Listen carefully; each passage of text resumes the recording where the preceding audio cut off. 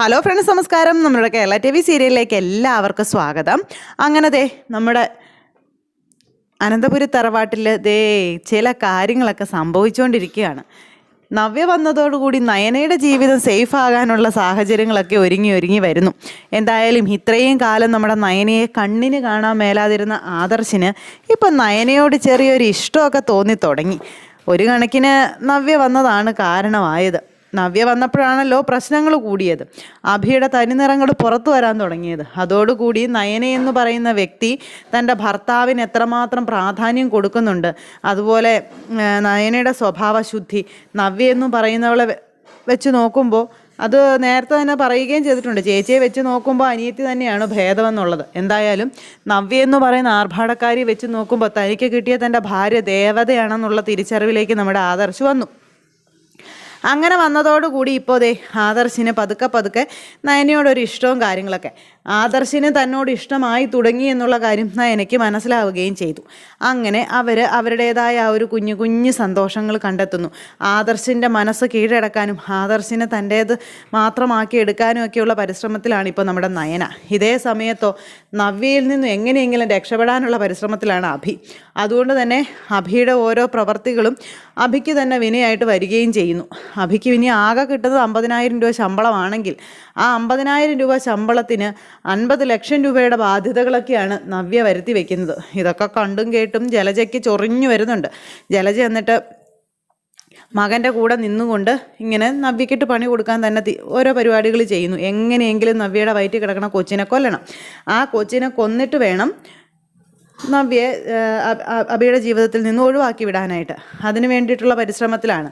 അപ്പോൾ ഓരോ പഴങ്ങളൊക്കെ കൊടുക്കാൻ, അപ്പോൾ നേരിട്ട് ഇവർക്കൊന്നും ചെയ്യാൻ പറ്റത്തില്ലല്ലോ. അപ്പോൾ അബോർഷൻ സംഭവിക്കാൻ സാധ്യതയുള്ള പഴവർഗ്ഗങ്ങളാണ് ഈ നമ്മുടെ ജലജ കണ്ടുപിടിച്ചിരിക്കുന്ന ആയുധം. ആ ആയുധം വെച്ച് നവ്യയുടെ വയറ്റിലുള്ള കുഞ്ഞിനെ നശിപ്പിച്ചതിന് ശേഷം നവ്യയെ അഭിയുടെ ജീവിതത്തിൽ നിന്നും ഒഴിവാക്കാം എന്നുള്ളൊരു പ്ലാനിങ്. എന്നിട്ട് ഇത് കൊണ്ടുവന്ന് മകൻ്റെ കയ്യിലേക്ക് കൊടുത്തു. മകൻ്റെ കയ്യിൽ കൊടുത്തിട്ട് പറഞ്ഞു, ഞാൻ ഈ തരുന്ന സാധനം, അതായത് ഈ പഴം എന്നും വൈകുന്നേരം അവൾ കിടക്കാൻ വരുമ്പോൾ അവളെ കഴിപ്പിക്കണം. അവളെ കഴിപ്പിച്ചാൽ ഉറപ്പായും അവളുടെ വയറ്റിൽ കിടക്കുന്ന കുഞ്ഞില്ലാതാകും. ആ കുഞ്ഞില്ലാതായി കഴിഞ്ഞാൽ ആ സെക്കൻഡിൽ അവളെ നിൻ്റെ ജീവിതത്തിൽ നിന്ന് നീ ഒഴിവാക്കിക്കൊള്ളണം. അവൾ നിൻ്റെ ജീവിതത്തിൽ ഉള്ളിടത്തോളം കാലം നിൻ്റെ ജീവിതം ഒരിക്കലും നന്നാവില്ലെന്നും നീ പിന്നെ അനുഭവിക്കേണ്ടി വരുമെന്നുള്ള കാര്യങ്ങളൊക്കെ അമ്മ പറയുക. അതിപ്പോൾ അമ്മ പറഞ്ഞില്ലെങ്കിലും എനിക്കറിയാം അവളെൻ്റെ കൂടെ ഉണ്ടെങ്കിൽ ഞാൻ അനുഭവിക്കേണ്ടി വരുമെന്ന്. കാര്യം എന്തൊക്കെയാണെങ്കിലും പറയാതിരിക്കാൻ വയ്യടാ. അവളെക്കാളും 100 ഭേദം അവളുടെ അനിയത്തി എന്ന് പറയുന്നവൾ. അവളാണ് ശരിക്കും ഭാര്യയുടെ ഒരു ഇത് ചെയ്തതെന്നൊക്കെ പറഞ്ഞു. അതായത് ആദർശിനെ രക്ഷിച്ചല്ലോ. അപ്പോൾ ആദ്യമായിട്ട് ജലജയും നമ്മുടെ നയനെ അംഗീകരിച്ചു, മറ്റുള്ളവരുടെ കേൾക്കെ അല്ലെങ്കിൽ പോലും. അങ്ങനെ ആ ഒരു സംഭവങ്ങളും കാര്യങ്ങളും ഇങ്ങനെ അവിടെ നടക്കുന്നു. ഇതേ സമയത്ത് നമ്മുടെ ദേവയാനിയും മരുമകളെന്നുള്ള നിലയ്ക്ക് നയനയോടൊരു ചെറിയ ഇഷ്ടവും കാര്യങ്ങളും ഒക്കെ വന്നു തുടങ്ങി. അങ്ങനെ നയന ചെയ്യുന്ന കാര്യങ്ങൾക്കൊന്നും കുറ്റം പറയാതെയായി. അങ്ങനെ നയനയോട് കുറച്ച് സൗമ്യമായി സംസാരിക്കാൻ തുടങ്ങി. അങ്ങനെ നയനയുടെ ജീവിതം സെറ്റായി വന്നുകൊണ്ടിരിക്കുന്നു.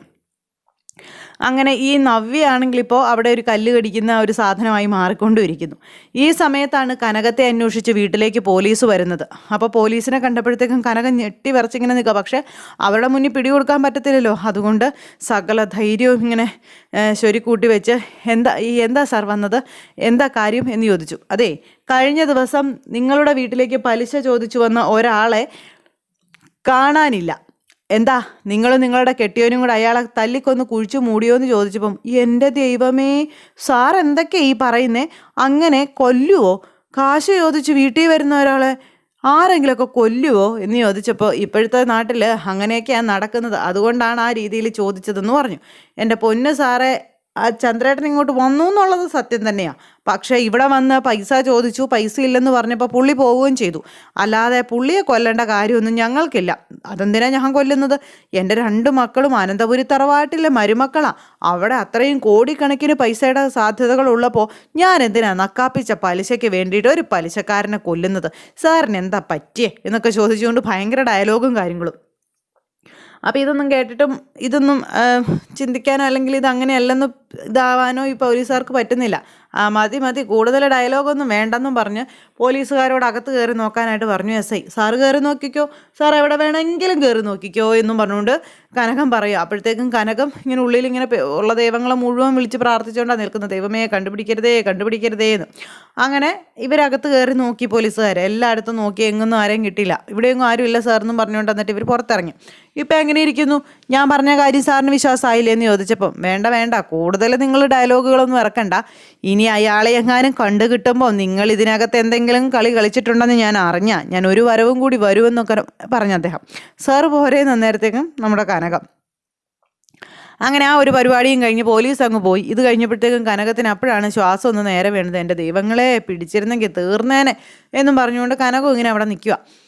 അങ്ങനെ ആ ഒരു സംഭവം കാര്യങ്ങളും കഴിഞ്ഞു. ഇത് കഴിഞ്ഞതിന് ശേഷം നമ്മുടെ നവ്യയോടുള്ള ദേഷ്യവും കലിയും മനസ്സിൽ വെച്ചുകൊണ്ട് പുറത്തേക്ക് പോകാനായിട്ട് ഇറങ്ങുമ്പോഴേക്കും നവ്യ പിന്നാലെ ചെന്നിട്ട് അബിയോട് നീ എങ്ങോട്ടാണെന്നൊക്കെ ചോദിച്ചു. നീ എന്തിനാ അതൊക്കെ അറിയുന്നത്? എൻ്റെ ജീവിതത്തിൽ കരടായിട്ട് വന്നവളെ, നീ ഒറ്റ വരുത്തി കാരണം ഇതൊക്കെ ഇങ്ങനെ സംഭവിച്ചതെന്നൊക്കെ പറഞ്ഞുകൊണ്ട് ഇങ്ങനെ ഭയങ്കരമായിട്ട് ഇവർ തമ്മിൽ അങ്ങോട്ടും ഇങ്ങോട്ടും വഴക്കുണ്ടാക്കുക. അപ്പോഴേക്കും നവ്യ ഭയങ്കര കരച്ചിൽ അവിടെ ഇരുന്ന്. ഇതെല്ലാവരും കണ്ടുകൊണ്ട് വന്നു. മുത്തശ്ശനും വന്നു. നീ എന്താടാ ഈ കാണിക്കുന്നതെന്ന് ചോദിച്ചു. അപ്പോൾ ഈ ജലജയും അഭിയുടെ കൂടെ നിന്ന് നവ്യയോട് കൊത്തുകോഴിയെ പോലെ ഇങ്ങനെ വഴക്കുണ്ടാക്കിക്കൊണ്ടിരിക്കുക. അപ്പോൾ ഇതൊക്കെ കണ്ടുകൊണ്ട് എല്ലാവരും വരുന്നത്. പെട്ടെന്ന് മുത്തശ്ശൻ വന്നിട്ട് ചോദിച്ചു, നീ എന്താടാ ഈ കാണിക്കുന്നത്? നിൻ്റെ ഭാര്യ ഇപ്പോൾ ഗർഭിണിയല്ലേടാന്ന് ചോദിച്ചു. അന്നേരത്തേക്കും ഇങ്ങനെ എല്ലാവരും ഇങ്ങനെ നോക്കി നിൽക്കുമല്ലേ. നവ്യ അന്നേരത്തേക്കും ഒരു കള്ള നോട്ടമൊക്കെ നോക്കി ഇങ്ങനെ നിൽക്കുന്നു. ഗർഭിണിയായ ഒരു പെണ്ണിനോട് ഇങ്ങനെയാണോടാ പെരുമാറേണ്ടതെന്നൊക്കെ ചോദിച്ചുകൊണ്ട് ഭയങ്കരമായിട്ട് ദേഷ്യപ്പെടുക മുത്തശ്ശൻ. അപ്പോഴേക്കും അഭി ഒന്നും മിണ്ടുന്നില്ല. അഭി ഇങ്ങനെ തല കുമ്പിട്ട് നിൽക്കുക. എടാ, നീ എത്രയായാലും പഠിക്കില്ലേ?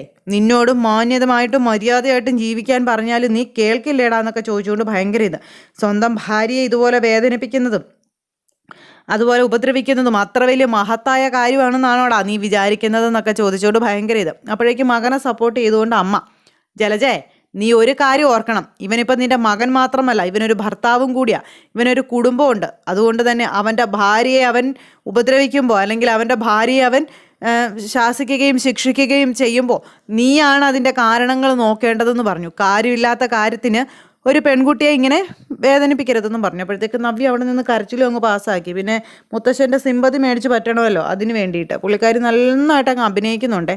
അപ്പോൾ ഇതൊക്കെ കണ്ടു കഴിഞ്ഞപ്പോഴത്തേക്ക് മുത്തശ്ശനറിയാം ഇവള് വേറൊരു ഉടായിപ്പാണ്, ഇവള് കള്ളത്തരം കാണിക്കുന്നതാണെന്നുള്ളത്. അങ്ങനെ അഭിയും അതുപോലെ തന്നെ നവ്യയും തമ്മിൽ കൂട്ടത്തല്ല് ഇവിടെ കിടന്നു. അതായത് നമ്മുടെ ആദർശും നയനയും പ്രണയിച്ച് അവരുടെ ഫസ്റ്റ് നൈറ്റൊക്കെ ആഘോഷിക്കാനുള്ള ഒരു ലെവലിലേക്ക് എത്തുമ്പോൾ ഇവർ തമ്മിൽ കൂട്ടത്തല്ല്. അങ്ങനെ ആ ഒരു കഴിഞ്ഞു. ഇത് കഴിഞ്ഞപ്പോഴത്തേക്കും നീ ഒറ്റയോരുത്തനാണ് ഇവൻ്റെ കൂടെ നിന്ന് ഇവനെ ഇതുപോലെ വഴിവഴപ്പിച്ച് കളയുന്നതെന്നുള്ള കാര്യം മുത്തശ്ശൻ ഇങ്ങനെ പറഞ്ഞു. ഇത് കേട്ടപ്പോഴത്തേക്കും ജലജയെ ഒരു പരിധി കൂടുതൽ കുറ്റപ്പെടുത്തുന്നത് കേട്ടപ്പോഴത്തേക്കും ജലജയ്ക്ക് തന്നെ സഹിച്ചില്ല. ജലജ എന്നിട്ട് തന്നെ തുള്ളി ചാടി ചെന്ന് മകൻ്റെ ചെവിക്കല്ല് തീർത്തൊരൊറ്റ ഒരെണ്ണം അങ്ങ് കൊടുത്തു. എന്തിനാടാ ഇങ്ങനെ എല്ലാവരെ കൊണ്ടും പറയിപ്പിക്കുന്നത്? നിനക്ക് പോയി ചത്തൂടേടാ എന്നൊക്കെ ചോദിച്ചുകൊണ്ട്. സ്വന്തം ഭാര്യയെ മാന്യതയ്ക്ക് നോക്കാൻ കഴിയാത്ത നീ എന്തിനാടാ പെണ്ണ് കെട്ടിയത്? എന്തിനാണോ അവളെ ചതിച്ചതെന്നൊക്കെ ചോദിച്ചുകൊണ്ട് ഭയങ്കര ഡയലോഗ്. ഇതൊക്കെ കേട്ട് അഭി അന്താളിച്ച് ഇങ്ങനെ നിൽക്കുക കേട്ടോ. കാരണം തല്ലും കിട്ടി, മറ്റുള്ളവരുടെ മുന്നിൽ മോശക്കാരൻ എന്നുള്ള പേര് മാത്രമായിപ്പോയി അഭിക്ക്. അങ്ങനെ അഭി ഇങ്ങനെ നോക്കിക്കൊണ്ട് ഇങ്ങനെ നിൽക്കുക. ഈ സമയത്ത് നമ്മുടെ നവ്യയ്ക്ക് ആകെ ഒരു വിഷമം പോലെ. കാരണം ഭർത്താവിനെ എല്ലാവരുടെയും മുന്നിലിട്ട് അമ്മ തല്ലിയല്ലോ. അപ്പം അങ്ങനെയൊക്കെ ആ ഒരു പ്രശ്നവും കാര്യങ്ങളും ഒക്കെ ആയിട്ട് അവരങ്ങനെ അങ്ങ് പോണു. ഈ സമയത്ത് നയന വീണ്ടും നവ്യക്കരികിലേക്ക് ചെന്നിട്ട്, ചേച്ചി ഇപ്പോഴും കണ്ടല്ലോ, ചേച്ചിയുടെ വയറ്റിലൊരൊറ്റ കുഞ്ഞുണ്ടെന്നുള്ള ഇതിലാണ് ഇവരെല്ലാവരും നിൽക്കുന്നത് എന്നുള്ള കാര്യം പറഞ്ഞു. അതേടി, അതെനിക്കറിയാം, അതുകൊണ്ട് തന്നെ നീ അത് പൊളിക്കാൻ നോക്കുമെന്നും എനിക്കറിയാം. ഞാൻ പറഞ്ഞത് നീ മറക്കണ്ട, ഞാൻ ഇവിടെ നിന്ന് പുറത്തായാൽ ആ ഒപ്പം നീയും കാണുമെന്നുള്ള കാര്യം. അപ്പോൾ ആ ഒരു ഇതിൽ നമ്മുടെ നയന ഇങ്ങനെ നിൽക്കുക കേട്ടോ.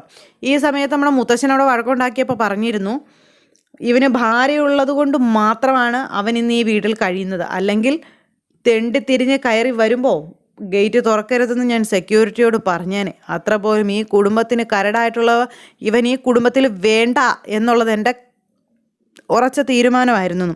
ഇനിയും ഇവൻ ഇതുപോലത്തെ വേഷം കെട്ടുകൾ കാണിച്ചാൽ ഇവൻ ഇനി ഒരിക്കലും അനന്തപുരി തറവാട്ടിൽ ഉണ്ടാകില്ല. അതിൽ അവൻ്റെ ഭാര്യയുണ്ടെന്നോ അവൻ്റെ കുഞ്ഞുണ്ടെന്നോ അവൻ്റെ അമ്മയുണ്ടെന്നോ ഒന്നും കണക്കാക്കില്ല. ഇനി ഇവൻ എന്തെങ്കിലും കാണിച്ചാൽ ഇവനോടൊപ്പം തന്നെ നീയും പടിക്ക് പുറത്തായിരിക്കുമെന്ന് മുത്തശ്ശൻ ജലജയ്ക്കും അവസാന താക്കീത് കൊടുത്തു. അപ്പോൾ അങ്ങനെയൊക്കെയുള്ളൊരു സാഹചര്യങ്ങളും അങ്ങനെയൊക്കെയുള്ളൊരു എന്താ പറയുക ഉഷാറായിട്ടുള്ള കഥകളുമായിട്ട് നമ്മുടെ നയനയുടെയും ആദർശിൻ്റെയും ജീവിതം ഇനി പൂവണിയാൻ പോകുന്നു. അതുപോലെ തന്നെ നവ്യയുടെയും അഭിയുടെയും ജീവിതം താളം തെറ്റുന്നു.